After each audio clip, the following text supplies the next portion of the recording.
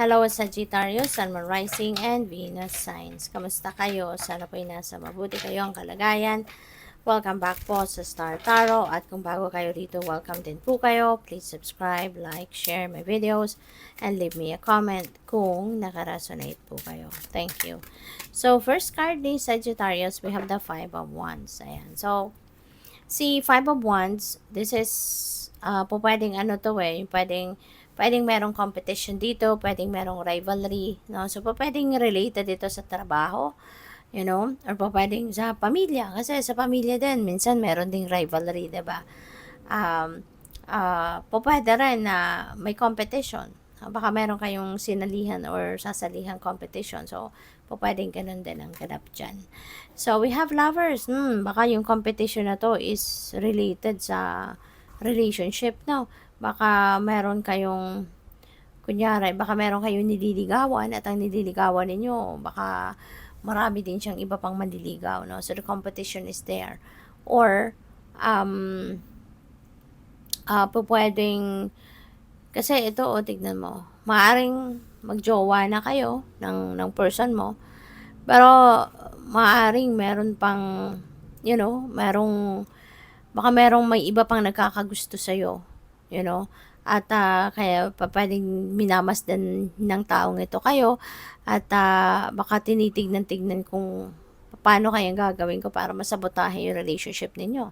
Diba? Pwedeng may nag-iisip ng evil sa inyo, kasi pwedeng yung taong ito interested sa'yo, or pwedeng interested sa person mo. No? So, depende sa inyong sitwasyon. But, yeah, maaaring nandiyan dyan, no? Yung competition na yan also is linked to that.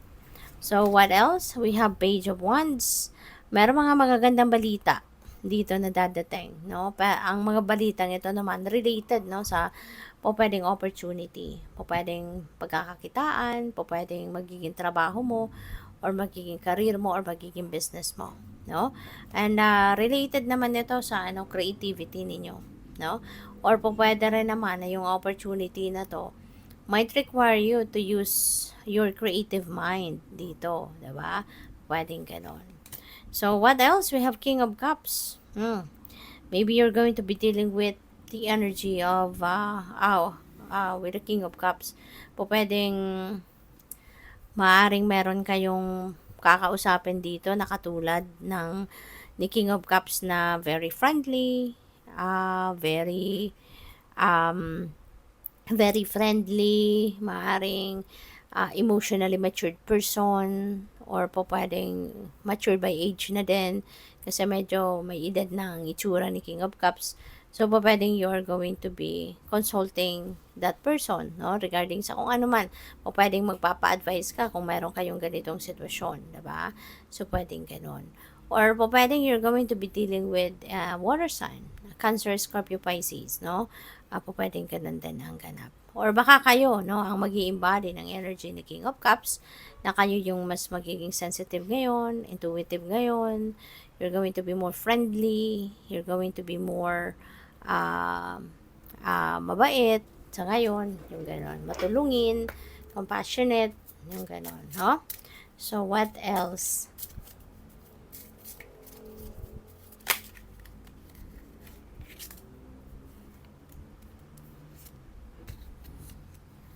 Wala.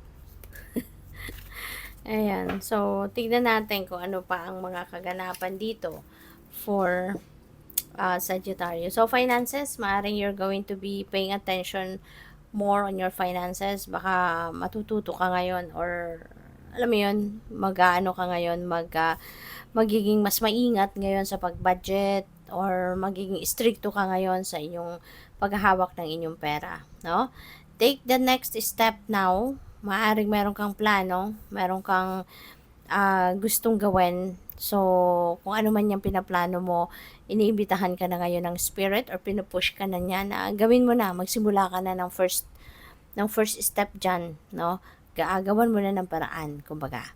So, we have adult children. Baka you will be focusing more on your adult children sa ngayon. Baka merong mga gustong ipakiusap sa iyo mga anak mo, or baka meron kayong mga importanteng conversations that kailangan gawin with your adult children. Baka meron ngayong mga importanteng bagay na pag-uusapan regarding family matters or regarding sa mga personal na buhay nila, pwedeng gano'n, no? Be true to you, no? Maging totoo ka, Sagittarius. You're being advised here na maging totoo ka sa sarili mo. Be honest with yourself. Be honest when you are communicating, lalo-lalo na, no, sa ibang tao.